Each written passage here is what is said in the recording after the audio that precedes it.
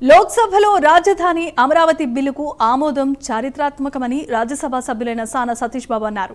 Amaravati bill ఆమోదం పొందుతున్న సమయంలో తాను ఉండటం తన అదృష్టంగా భావించారు. అయితే వైసీపీ వాకౌట్ చేయటంపై స్పందించిన ఎంపీ సానా సతీష్ బాబు అమరావతిపై వారికి ఎటువంటి అభిప్రాయం ఉందో పార్లమెంటు సాక్షిగా తెలిసిందన్నారు. వైసీపీ నిర్ణయాన్ని వారి విజ్ఞతకే వదిలేస్తున్నామన్న ఎంపీ సానా సతీష్ బాబుతో మా ప్రతినిధి కళ ఫేస్ టు ఫేస్. ఈరోజు ఒక పార్లమెంట్లో చారిత్రాత్మకమైనటువంటి ఒక ఘట్టమని చెప్పవచ్చు.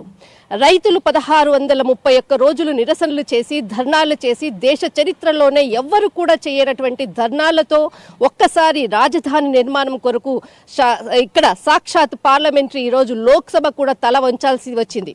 ముఖ్యంగా ఇటు కీలకంగా అటు ఆంధ్రప్రదేశ్కి సంబంధించినటువంటి CM Nara Chandrababu Naidu, deputy CM Pawan Kalyan garu చాలా క్రియాశీలకంగా ఒక వారం రోజుల నుంచి కూడా అటు మార్చి 28వ తేదీన ఇక్కడ అసెంబ్లీ తీర్మానం చేసిన తర్వాత అక్కడి నుంచి పార్లమెంటు లోక్సభకు వచ్చేంత వరకు కూడా చాలా క్రియాశీలకంగా చాలా అంటే ఇక్కడ అంటే మనకు జమ్మూ కాశ్మీర్కి సంబంధించినటువంటి 370 ఆర్టికల్ను ఏ విధంగా కేబినెట్ ఆమోదం లేకుండా అప్రూవల్ చేశారో అదే విధంగా అమరావతికి సంబంధించినటువంటి చట్టాన్ని కూడా అప్రూవల్ చేసే విధంగా న్యాయపరమైనటువంటి సలహాలతోటి చాలా క్రియాశీలకంగా కేంద్ర హోంశాఖ చాలా క్రియాశీలకమైనటువంటి సలహాలు సంప్రదింపులతో ఈరోజు లోక్సభ పార్లమెంటుకు సంబంధించినటువంటి ఇక్కడ ప్రవేశపెట్టడానికి ముఖ్యంగా అటు టీడీపీ ఎంపీలు తర్వాత చాలా క్రియాశీలకంగా కూడా వ్యవహరించినటువంటిది.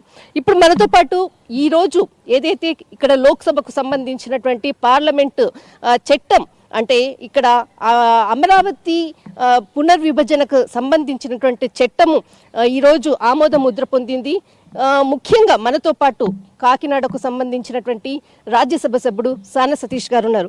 Sir, first of all congratulations. Congratulations to all Telugu people. కానీ ఒక్కటి మాత్రం ఈరోజు లోక్సభలో చాలా భావోద్వేగమైనటువంటి ప్రసంగము అచ్చ తెలుగు భాషలో అక్కడ గుంటూరులో ఉండేటటువంటి రైతులకు తెలిసే విధంగా తెలుగు భాషలో ప్రసంగము ఒక్కసారిగా మాత్రం పార్లమెంట్ ఆవరణంతా కూడా దద్దరిల్లింది. సార్, దీనిపై మీరేమంటారు సార్?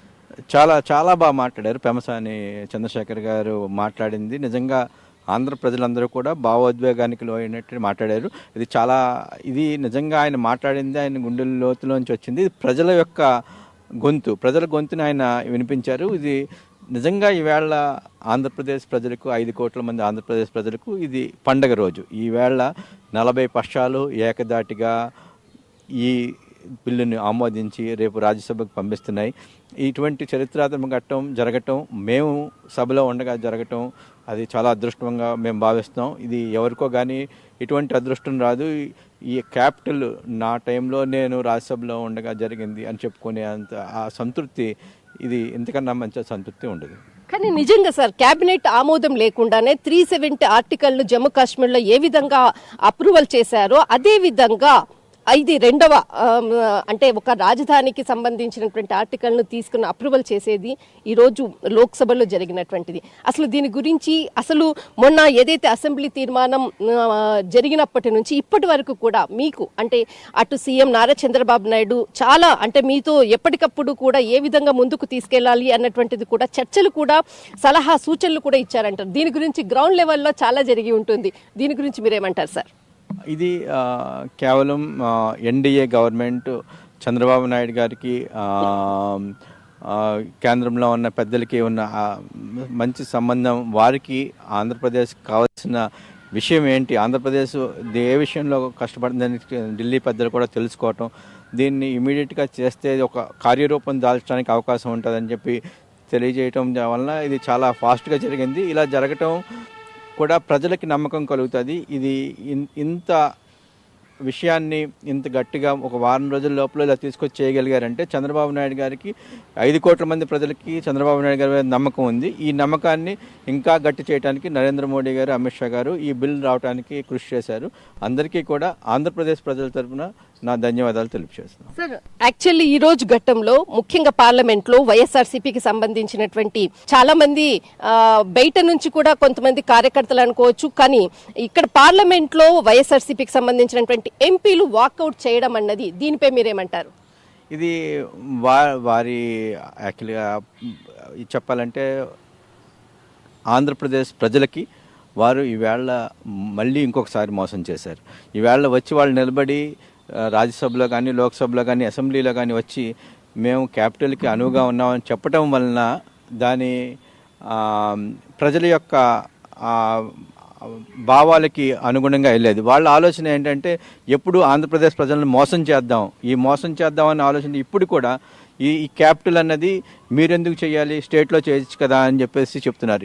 ఇలా చేయటం వలన ఒక 5 సంవత్సరాలు ఆంధ్రప్రదేశ్ని 3 ముక్కలు ఆట ఆడుకున్నట్టు ఆడుకున్నారు. అలా ఆడుకుని ఇప్పుడు కూడా ఏదో ఇది చెయ్యాలి అన్న వచ్చినప్పుడు కూడా వాళ్ళు సహకరించకుండా బయటకు వెళ్ళిపోవటం అన్నది వాళ్ళు ఆంధ్రప్రదేశ్ ప్రజలు ఇదంతా చూస్తున్నారు. ఇది ఎవరు కూడా ఈ రోజుని వైఎస్ఆర్సీపీ చేసిన ఇష్యూని కానీ అసెంబ్లీలో వాళ్ళు రాకపోవటాన్ని కానీ దీన్ని ఆంధ్రప్రదేశ్ గుర్తుంచుకొని వచ్చే ఎలక్షన్లో తగిన ఇంకా బుద్ధి చెప్పి 11-1 తీసుకొస్తారని చెప్పి ఆశిస్తున్నాం.